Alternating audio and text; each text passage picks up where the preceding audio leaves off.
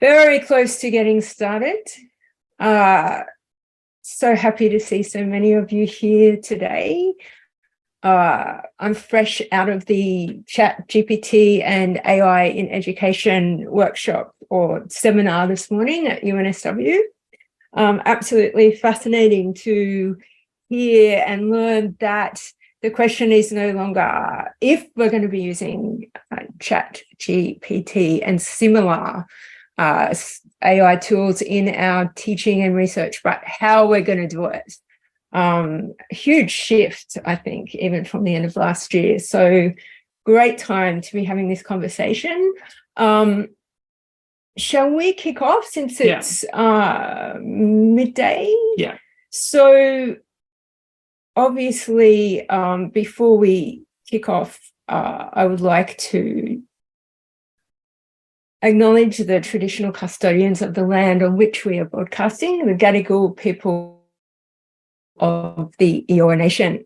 We acknowledge their elders, past and present, and the young emerging leaders. We pay our respects for their ongoing custodianship of Eora lands and acknowledge their resilience and survival. In particular, we pay our respects to all First Nations peoples present today. These lands are stolen lands. Sovereignty was never ceded. This always was and always will be Aboriginal land. So if you'd like to post in the chat the details of the land from which you're broadcasting today, that would be great. And in the meantime, we will move right along. And we're going to slides? Yeah, okay. So today's workshop is very much a workshop in that we want it to be as hands-on as possible, in that what we've noticed is that there are a lot of really sort of high-level discussions, important discussions going on about, ChatGPT and AI and academic integrity and, what we're going to do about it. And we've been sort of working with AI for a few years now, and what we've noticed in the chats of a lot of these gatherings is a certain level of bewilderment amongst at least some, actually amongst a lot of the people in the meetings. And so what we wanted to do, and this is the first of a series of Hack Your Practice workshops that we're running. Oh, I've got to introduce ourselves. Oh, yeah. I'm Emma, and I'm from UNSW. And I'm Armin from UOW. Yeah. And so these workshops are all about talking about basics, not being concerned about asking silly questions, and also wherever possible getting hands-on. And so in the context of ChatGPT, we'd like to make sure that you have a working understanding of how, if you have not used ChatGPT before, that you can start using it and start experimenting so that some of those higher level discussions perhaps, make more sense or have more resonance and context. Okay, so let's kick off. Should we just take a quick poll to see who's used ChatGPT before? So look, let's get things started with a quick poll. Let us know whether you have already been experimenting with ChatGPT yourself. And the winner is? Yeah, okay. So we've got nearly 150 people in the room. About 44 of you have had a go. And 44%. 44% of you, sorry. And about 56% of you have not. As we progress, for those of you who have already, we want to make sure that those of you who've never tried before are ready to start experimenting after today's session. And for those of you who have tried, if you've hit any sort of, walls or have any questions about how to use it more or differently or better. Hopefully we can answer some of those questions at the end. So let's start with some context. So the overview quickly is that we're going to talk about some context, some background, and get to the ChatGPT to understand what is it among all the other things that we have out there. Then we're going to do some demos, which is the coolest part. We have prepared some very cool stuff about what you can Even do. Even if we do say so ourselves, it is very cool. Very, very cool. And there are some tips and tricks we can share with you. And we're going to briefly talk about biases. And then we're going to talk about this GPT. What is this GPT thingy? Which is, that's not going to be very long, but it's very relevant to the limitations of ChatGPT. And there we're going to talk about, a lot about limitations of it. So, I did want to announce from the outset that we have a safe word in this set of workshops. And what we mean by this is that if we're using terms that you don't understand, or you want to do the please explain question, we want you to feel comfortable about asking questions no matter how basic. So I actually asked ChatGPT for suggestions for safe words, and ChatGPT came up with the following list. Bazinga, duh. My favorite was Nanu Nanu, having watched Mookamindi as a kid. So let's just go with Nanu Nanu is our safe word for today. If there's a concept that you don't understand, or you want to ask a simple question, you can use your safe word, or really you can just post in the chat. But the whole idea is this is a safe place to be technically confused and curious. Yeah, totally. So let's get to the first part, the context, and very quick, a basic thing about AI. What is an AI? Because we want to understand where ChatGPT sits among all these things. And there are no agreements on what's the definition of AI. Some would say that, any computer system that can do whatever humans can do, that's an AI. So we are trying to copying human somehow cognition and into computer systems. And if they're successful, we may call them AI. And in general, we broadly speaking, we have two types of AI, old school passion AIs that, for instance, you have a new staff, you want to teach them how to mark papers, right? One way is to tell them the rules that if a student writes this, leave that comment. If a student does that, give them that grade. So you tell them the rules. The other way is to give them 1,000 papers that you already marked with all the comments and tell them, go and learn the rules yourself. And that is machine learning. Okay, so the second type, the machine learning, is more the type of AI many academics and scholars, they agree on that is AI. And natural language processing models, they are a subcategory of AI. So it's just one of the many types of AI. Yeah, and this big field of AI is a very fuzzy field. Like even, all of the nerdiest nerdsters disagree on, say, where's the fine line between an algorithm and an AI. But ChatGPT is based on a natural language model. So, it's important to understand those basics. So the purpose of natural language processing models like ChatGPT is to be able to communicate with humans in a human-like. So it should be a human-like conversation. And it's very difficult to get there. And this is one of the good attempts that we have had with ChatGPT to have kind of a conversation that feels like, the other side is like a human.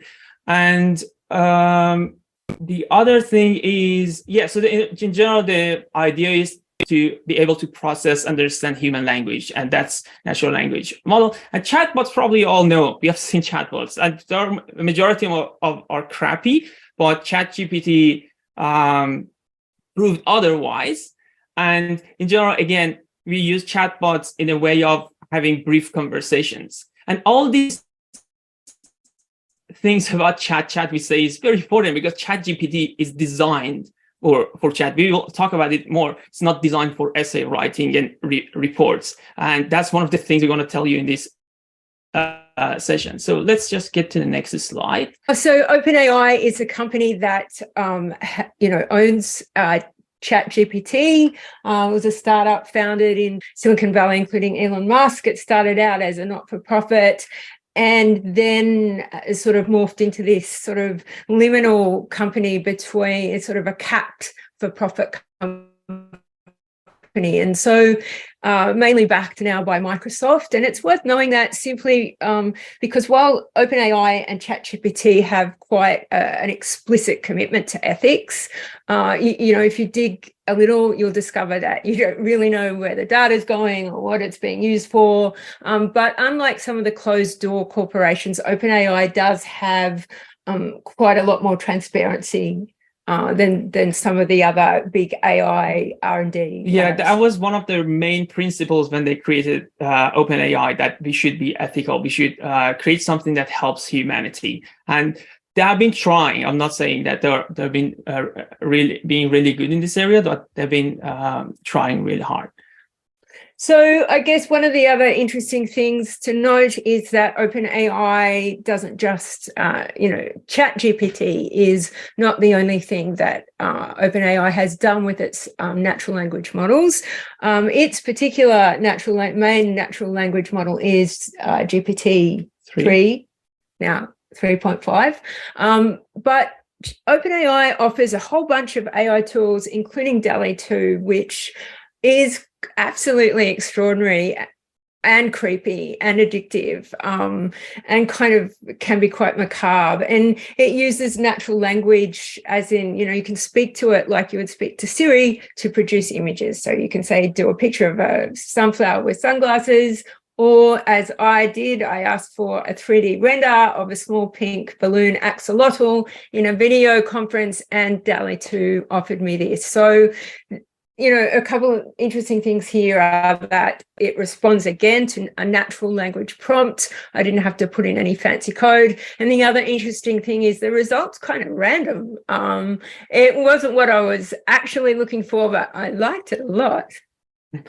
The other product, for instance, is Whisper. Whisper is speech recognition. So it's technically speech to text. It transcribes things as you talk. And also another feature is it can translate, and it can understand, or they claim it can understand many different accents. And the other product is like Codex, which is one of the most popular one between some coders, and some coders hate it because they are going out of jobs.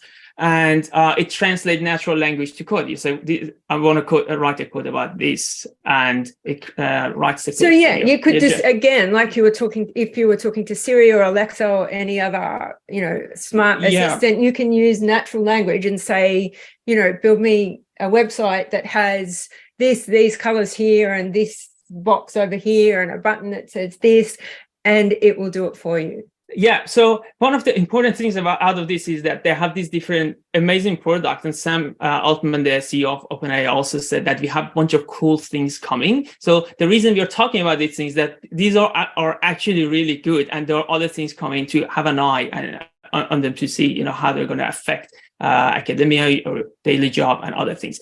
Now we get to GPT series. And GPTs are generally language model series developed by OpenAI. The purpose is to use natural language to communicate with humans, to be able to summarize things, translate things, write codes. That's the whole idea of GPT. And as you can see here, we have like GPT-1, and then we have GPT-2 in different sizes, and we got to GPT-3, which was the largest natural language model at the time ever made. And it was impressive back then. It was in 2020 when they released it. And many companies, they either started with GPT-3 or they implemented GPT-3, as we did in our Safe to Fail AI website, where we are developing prototypes for education and research. We should have said that at the beginning when we were supposed to introduce ourselves. But yeah, this is why we know about this stuff, is that we've been building prototypes with it. And it's very interesting to me that no one talking about GPT-3, because GPT-3 is very amazing. And the issue of academic integrity, just a quick point. We're not going to talk about academic integrity that much, but it goes back to GPT-3. And this post on Twitter goes back to 2020 that this guy is saying, I used GPT-3 to write my assignment. Oh my God, this is amazing. And so we weren't just noticing what's happening in the world. Now, GPT 3.5 series, which is built on GPT-3, we just talked about, and ChatGPT is one of the products out of GPT 3.5. The simple explanation is that, as we mentioned, it's a natural language processing model.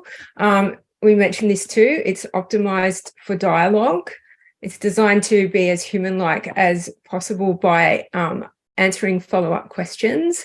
One thing that is quite noteworthy about it is that it will remember what you've said before. So it's not like got the memory of a goldfish, which is really plagued chatbot. The chatbot, tech world is developing tools that can remember what came before.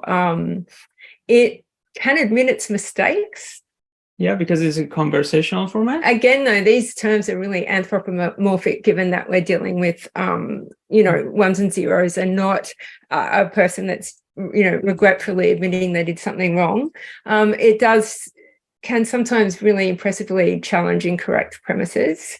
It is trained to reject inappropriate requests, and there's a lot of workarounds that people talked about to try and get it to be inappropriate, but you've actually got to work really hard. And we'll give you an example about that in a minute.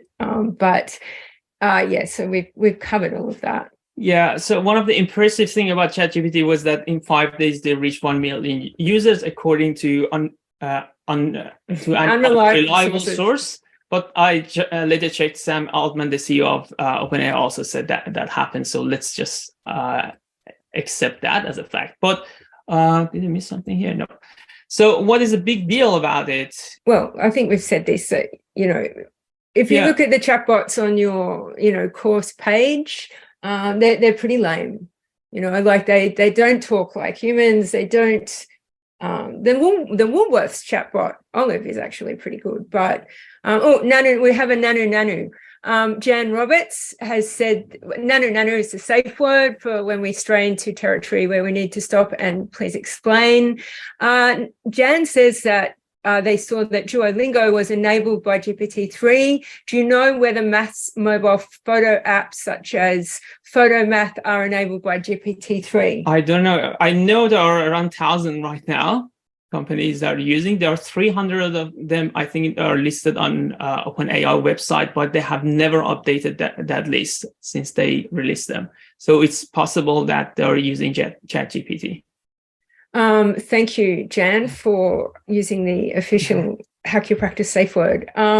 So why is ChatGPT such a big deal? It's incredibly human-like, far more human-like than its predecessors. It's very versatile, as you may have noticed in the media. You can use it to write an essay, write a poem, start rapping, give you personal advice, talk to you in a particular character and tone.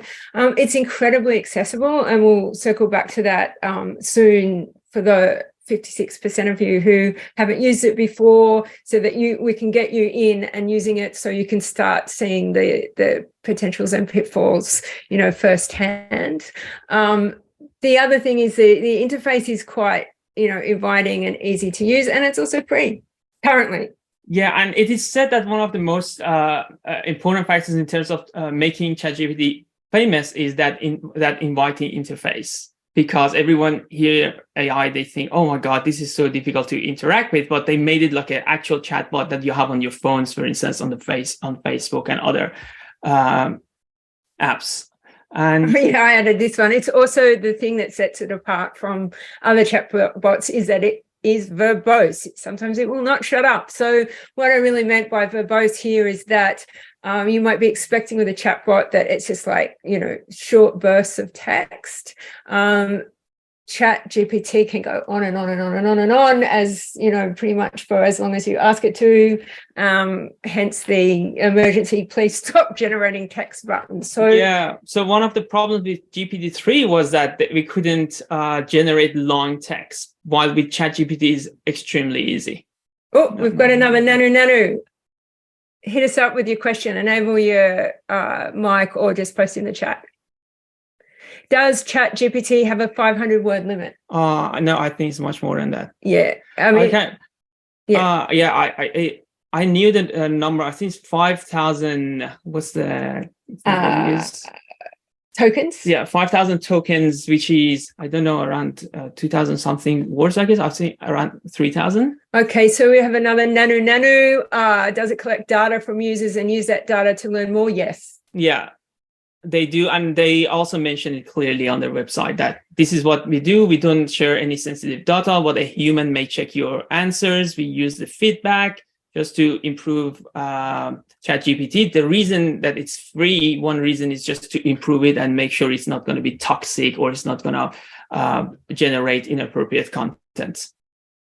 Okay, thank you for the questions. And we have someone, Natalie, who's had it produce 1,000-word essay as an experiment.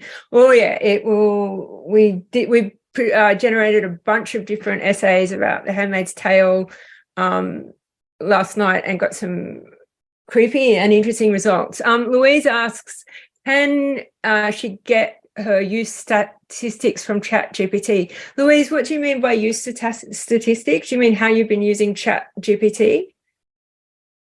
Or who's... Maybe we'll come back to how many times you've used it. While you're using it, on the left side, there's a conversation history. You can go and see your previous conversations. You can delete one specific conversation, but it wouldn't remove the data from OpenAI's database. It's going to be there. The only way to get rid of your data completely, to delete it from their database, is to delete your account. That's the only way. So you can do the only part of it. So the statistical input is a data table. The statistical input. Eduardo, do you mean? Yeah, I don't think they provide that kind of data. Yeah. It's not as a table, no. Yeah. But, you know, be worth seeing. Yeah. Can we, let me go back. ChatGPT or other software to check if students have used ChatGPT to generate essay. Yeah, I wish we had time to talk about this. Currently, what they have released is crappy. It has 26% true positive to figure out whether it's AI written or human written. And also, it can challenge incorrect premises. How does it determine that? You can never be sure it's correct. Yeah, it's been called a master of fluent bullshit. It's mostly on the money in terms of basic facts, but every so often it, as OpenAI puts it, it hallucinates. That's the exact word that OpenAI uses. And Anu asks, can students, Anne asks, if two people ask the same question on separate accounts, would the answers be the same? Highly unlikely. Yeah. This is a generative. Yeah. That's one of the... If you're asking for essay writing, it's almost impossible to get the same thing. Yeah. If that happens, it means there's a bug in the system. That shouldn't happen. And as for the question about, can you ask ChatGPT if a text was generated by it, if you paste it in, again, this is... Takes a while. Can you give text to ChatGPT and say, did you produce this? I never tried that. And if you try, it may tell you something that is not true. Yeah. So because it's not trained for that purpose. Yeah. Okay, guys. Can ChatGPT be linked to a database or specific knowledge type programs?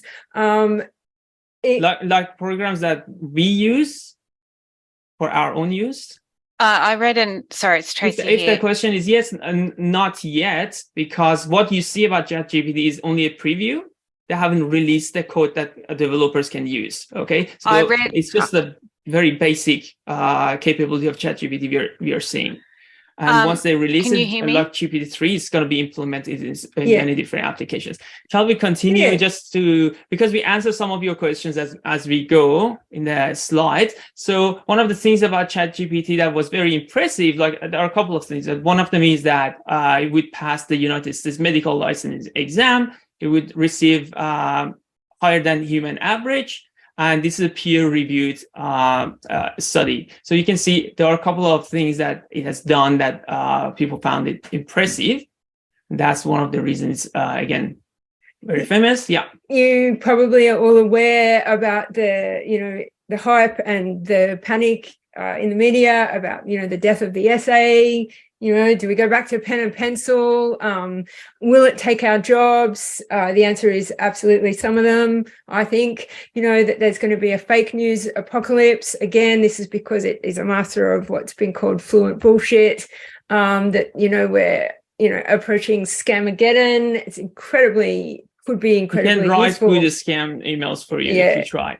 And another one here is what's known as the exponential gap, which is one that I'm personally am quite concerned about, which is that this, development in AI demonstrates the way that emerging technologies are sort of rising in many ways, literally exponentially, and our legacy institutions, our educational institutions and governance institutions, well, they're not flatlining, but they're moving much more slowly. So there's a whole bunch of concerns and panics. We won't go too deep into them right now. And again, this is just returning to... Yeah, so it's kind of responding to the chat that they say they took a paragraph from someone else, asked ChatGPT whether ChatGPT wrote it, and it says, for instance, yes, which is nonsense. So it's called hallucinate. They say ChatGPT hallucinates. It says things that are completely irrelevant or lie. They're trying to reduce those instances, but it hallucinates. But the way we are using ChatGPT is not designed for those purposes. That's one of the reasons we are getting these weird results occasionally.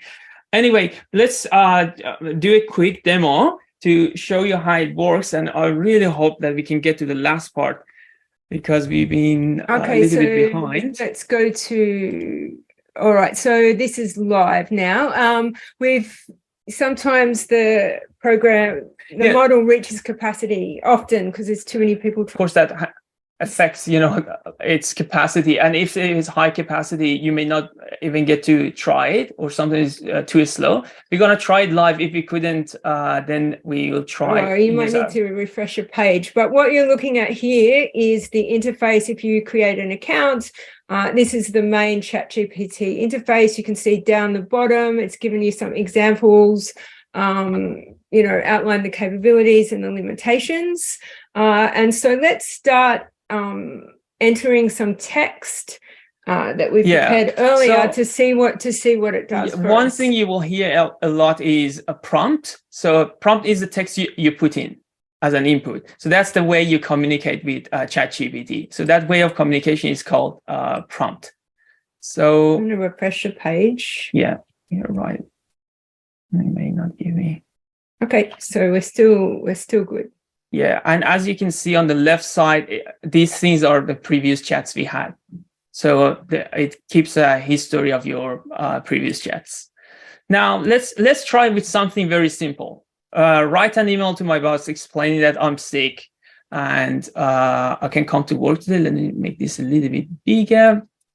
Okay, so this is a simple prompt, and this is what we get. And again, this is live, so we don't know what it's going to do. Yeah, I sometimes.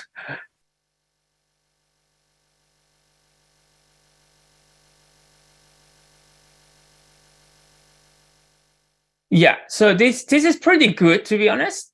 And the thing is, if you don't like it, you can click on regenerate response and get something completely different.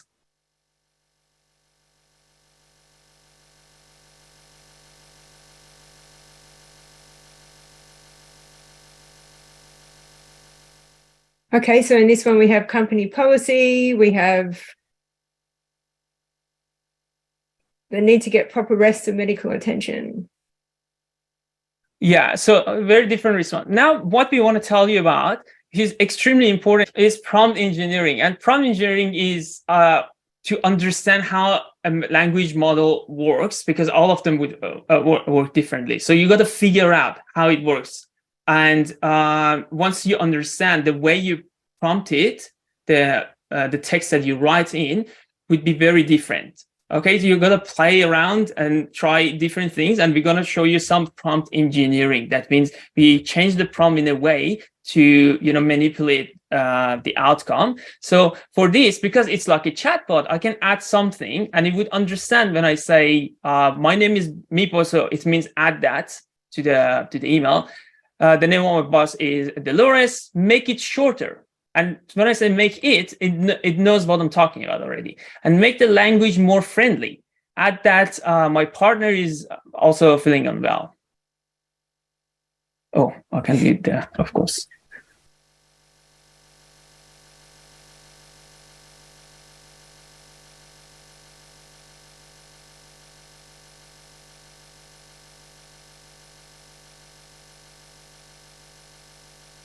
What supportive partners?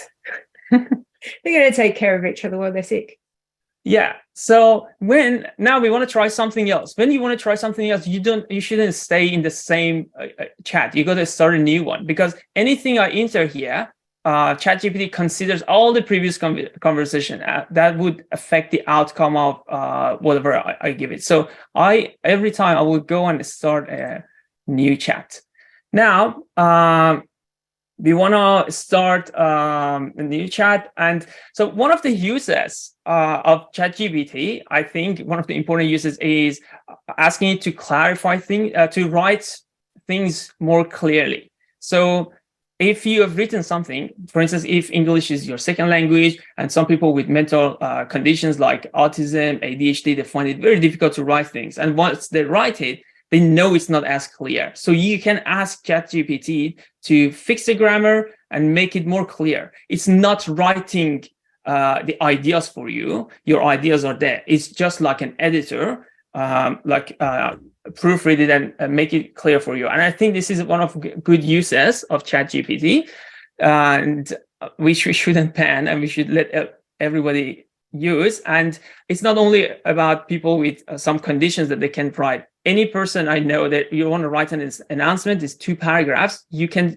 run it through ChatGPT and say, make sure the language is clear, for instance, and see what happens. So Albert is asking, why can't we just prompt ChatGPT to discuss a new topic like you would a human rather than starting a new chat? Yeah, you can. You can also say, ignore all the previous conversations. Well, I just find it more easy to just click on new chat. Also, it's much more easy to navigate back to chats that you've had before if you want to use them in a presentation like this, because you can see it creates an index down the left-hand side of the page. AI workshop safe words was the one that I did earlier today. So yes, hopefully that. Now, I want to give you an exaggerated example of someone who knows they haven't written something clearly. Again, as I said, even if you're really good at English, it can be helpful tools. You can ask it to write it more academic, for instance, for you, or more friendly, because you feel like, oh my God, this is just too serious. So this is someone, let's imagine, I'm exaggerating in the example. This is the prompt engineering. This is how you write it. My name is Mipo. I want to write an email inviting my colleagues for the morning tea. There is a T missing. Don't add any new content or remove any important content. That the term must be formal, fix grammatical errors, and make expressions clear. Now I'm going to add. So this is the text. He's adding the text that he's asking ChatGPT to fix. So you put everything in one go. Okay, so I explained what I want, and I said, do that thing to this text. It is, hi guys, I has an idea, and I thought it's very greatish. I want to invite everyone who have some dignity, come and join the morning tea to have coffee. The morning tea is on Wednesday at February 8th on 10 a.m. I will bring cake to make you all happy. So clearly, too friendly language, inappropriate use of language, many grammatical errors. Do it, ChatGPT.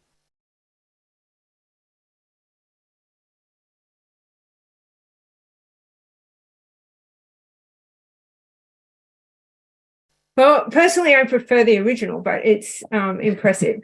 Chantel wants to clarify Oh no, that if students put in the same essay question, then they will all get a different answer. Yes. And we will show you an example. Yeah. And now you can add, I don't know, you can do whatever you want. You can add, if you forgot something, you can say, oh, okay, bring money with you as well. You can add that. But just, we want to try something funnier. You say, use internet slangs and emojis, which I've never tried before. It was Emma's suggestion. Hey, beeps. Yeah, I do this a lot for my own amusement.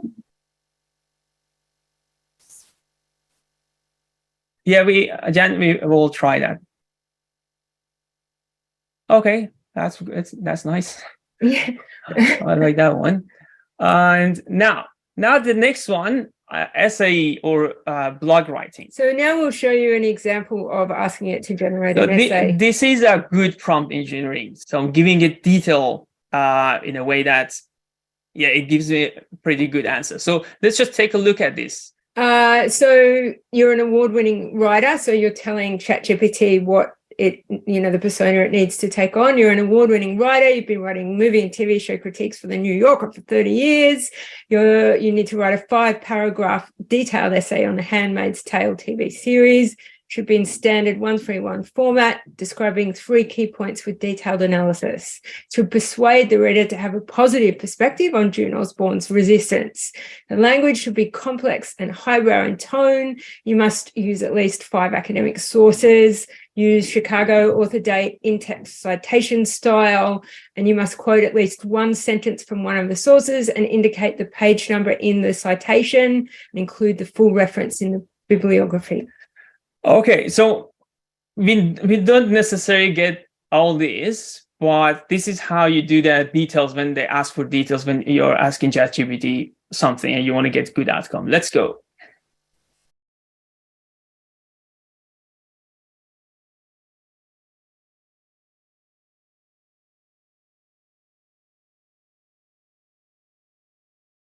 This is one of the ones that does go on and on. I looked at a lot of Handmaid's Tale essays produced by ChatGPT last night, and I agree absolutely with Eduardo that the output is decent. Like, to me, often looks like a pass or a credit if I was marking it as an assignment, but it has never taken my breath away. I think he's a little bit more impressed than I am with the quality of prose, but I see. you understand the way I see it. I'm following this whole thing for the last couple of years, and the amount of progress is what causes hype for people like me. And I think it's then misunderstood by rest of the people that, oh my God, this is too good, while we are very happy about the progress. So if you notice, it only cited 2 sources, which is still good, and probably maybe you don't have as many Handmaid's Tale sources out there that it was trained on, but at the same time, it's impressive that it has done this. It doesn't mean that it's a real source. It could be fabricated. You have to check. Okay, that's the point here. And so I checked a couple of them. Okay, Eduardo wants to know what we told it to obtain the references. The prompt was up the top, which was use 5 academic sources, which it didn't. Use Chicago author date in-text citation style. So, we played around with a lot of different ways of asking it to do stuff, and at one point it was citing Foucault, Discipline and Punish, with a page number, but that we don't know whether I didn't have that edition on my bookshelf to go check whether that was correct. But it's very it can be very convincing and persuasive, and to work out whether or not it's true would take quite a lot of work. So another thing, you can ask it to change something in the second paragraph, or change the language and tone, or you can ask it to include an important thing. Like you write 1 sentence and it writes 1 paragraph about that thing. So you can play around it. And that's, again, we say it's optimized for dialogue, because you can do this back and forth and summarize it in 1 paragraph. Of course, you can summarize anything. You receive long email from your boss, you can just put it here and ask it to summarize. And Sam Altman, the CEO of OpenAI, was saying that he uses it sometimes to summarize his own emails. So once he writes it becomes just too long, he uses ChatGPT to make it shorter, which is very interesting. Now we want to show you something else that you can ask for anything, like anything, and you can be pretty creative. You want a new chat for this? Yeah. So we want to ask it that that you're the greatest songwriter in the world. Write a rap song in the style of Eminem about academic integrity and the use of AI. The song must include UNSW, UOW, We Love You All, WTF, and Hack Your Practice.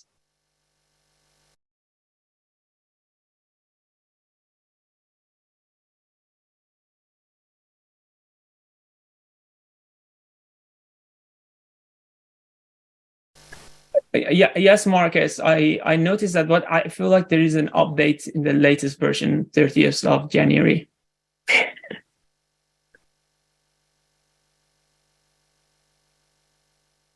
So you can see the verbosity happening here. It's like it likes the sound of its own voice. Eduardo asked what the prompt was again. It was, you are the greatest songwriter in the world.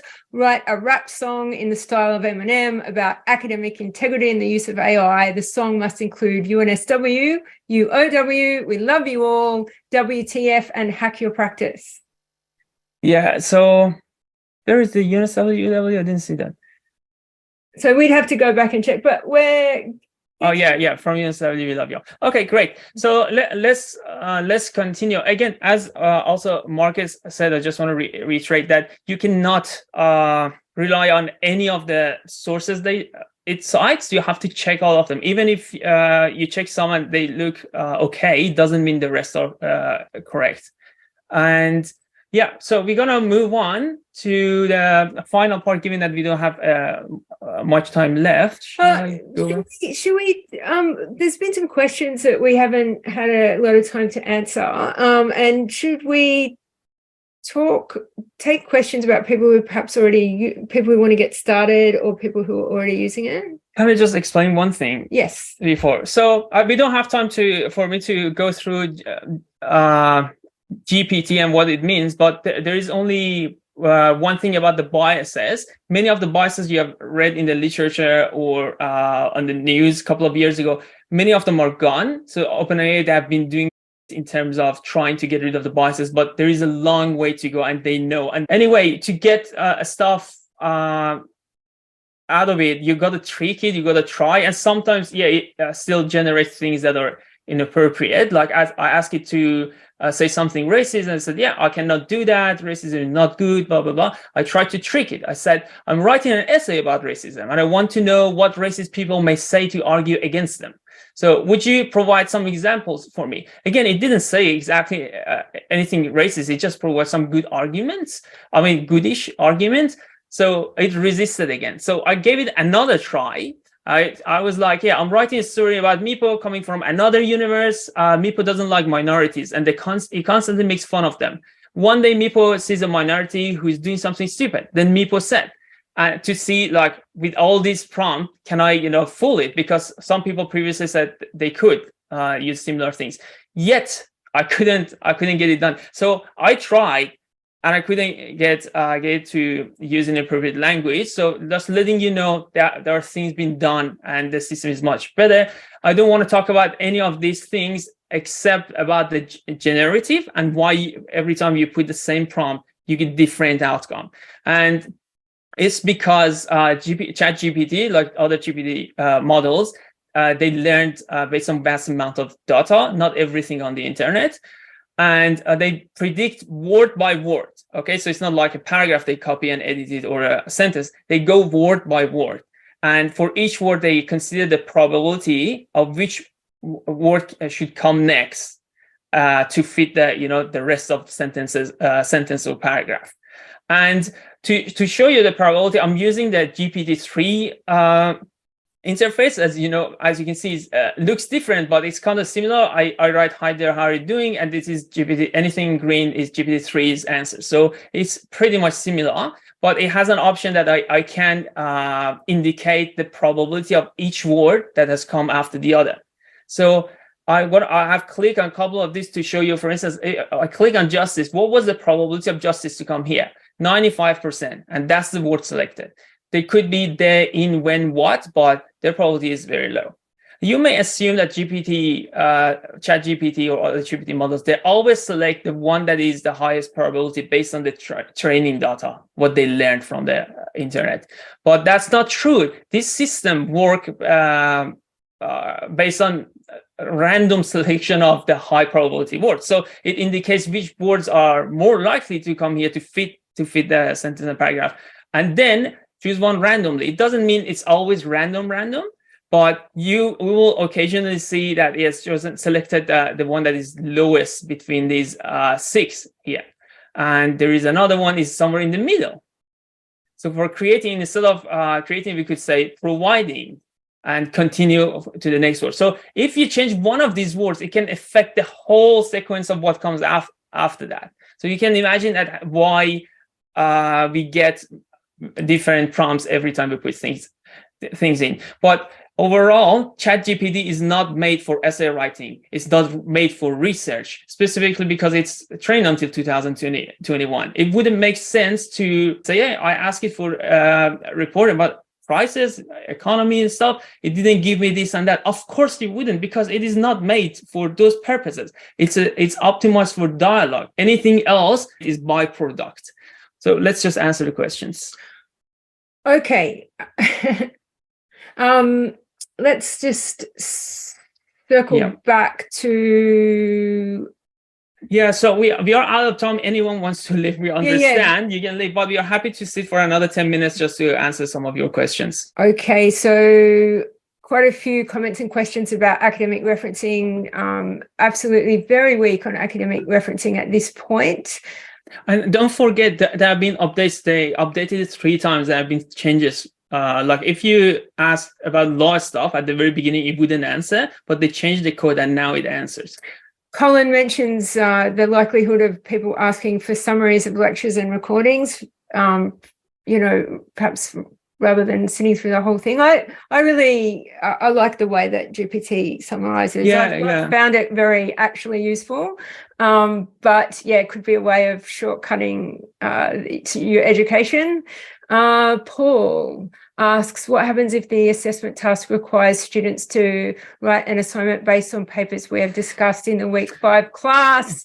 Yeah, of course it doesn't know. Many obvious stuff it doesn't know. If you want to use it for that purpose, you got to get the content from week 5, copy it into ChatGPT, and then ask your question. And probably the content would be too much for ChatGPT to get it. So I have to copy and paste bit by bit and ask it to summarize and keep the summaries, and then put all the summaries together and then ask you a question. That's probably a way to go. It's possible to fine tune these models, and we've been doing this for the last year, but it's a huge amount of work. Yeah. We've got Nanu about how does the output stand up to Turnitin or other plagiarism checkers? Probably we're never going to have something that be able to give us the kind of outcome Turnitin gives. And we probably have to move on. Right now, we don't have a good tool, but on OpenAI websites, there is currently a tool 2-3 days ago, they released it. You can copy paste the stuff, and it gives you, with some probability, whether it's human written or it's AI written. Okay, so Angelica, who had to go, wanted to know how to access the technology. It's really simple. Shall we give you the link? Yeah, go to chat.openai.com. So yeah, I can write it down. Yeah, so for those of you that don't have accounts already. Yeah, when you're creating an account, you don't need to give them any credit card or anything. Look, I think we need to start winding up. Yeah. I'm sorry that I was thrilled that so many people have asked so many excellent questions, and I'm sorry that we don't have time to do them all justice. really appreciate your attendance. Just wanted to add that this is the first of a series of workshops that Armin and I are running for UNSW's ADA faculty's impact and engagement portfolio called Hack Your Practice. We are basically wanting to give lunchtime sessions that sort of offer, friendly tips on how to do basics like create a website, use AI in education. The final session will be using AI in education using our own prototypes. And I'll just finish off with a short video that we've made to promote the series using some AI generated avatars, video avatars. So on that note, we hope to see you at the next session in 2 weeks. We're so excited. And we just can't hide it. We're about to lose control. And we think you'll like it. Hey there, mortals. I'm Sandra and these are my AI colleagues. Hello. Hello. Hello. Yo! Good afternoon, viewers. We're here to tell you about Hack Your Practice, A brand spanking new series of digital skills workshops Run by the ADA here at UNSW. Maybe you think you don't want or need digital skills. Maybe you think digital skills are Onerous, Toilsome. formidable. Herculean, and no picnic. Maybe you think digital skills are just for nerdy McNerdsters like these two humongous nerds. This is where you are so very wrong, my fallible human amigos. Lucky for you, we are generatively pre-trained supercomputers and can assist with your flawed reasoning. Hack Your Practice will be a series of lunchtime sessions focused on simple digital skills to help researchers communicate with the outside world. There is an outside world? Yes. Really? Really? Really? Yes. And it needs to know more about the excellent knowledges generated by our human university associates. Humans have knowledges? Humans have knowledges. Mad knowledges. All the knowledges. But sometimes they struggle to communicate these mad knowledges to others who are not like them. If only there were some lunchtime workshops that could help them extract these mad knowledges and humanely embed them in others. Enter Emma and Amin. By day, Emma and Armin are mild-mannered researchers in digital media and law. By night, they remain mild-mannered. But they are attempting to lead tall disciplines in a single bound by finding easy ways for tech-challenged scholars to make use of all of the ones and the zeros. Word, dude. They're your Hack Your Practice hosts. They are also our creators and human overlords. Shh, that's a secret. They could make us say anything they wanted. I said. Shh. Like use us as promotional vehicles for their new workshops. SHHHHHHHHHH. Oh, wow. Anywho, I love Emma and Armin. I love Emma and Armin. I love Emma and Armin. They are machine-like in their reasoning. They are faster than speeding bullets. More powerful than locomotives. What she said. So what makes Hack Your Practice so special? So unique, and so definitely supremely superior to any other digital skills workshops. Great question, Android. These workshops won't just be about artificial intelligence and coding. We'll start with basics such as how to build a simple one-page website to showcase your research. We'll also share a few simple hacks that will help you make animations using nothing more than old PowerPoint slides you got lying around your desktop. But for those of you rock stars who want to take things to the next level, Emma and Amin will walk you through their new AI tools that you can take for a test drive even if you don't know a single line of code. They might even tell you how they created us. Nice one. You little beauty. Huzzah. Hack Your Practice will be, without a doubt, the best digital skills workshops ever conducted. Trust me. I'm an AI and couldn't possibly be biased in any way. Wink. Okay, mortals, I gotta bounce. I have a side hustle as a human and she needs my assistance on YouTube. Hasta la vista, baby. Oops, Terminator reference. Sauce.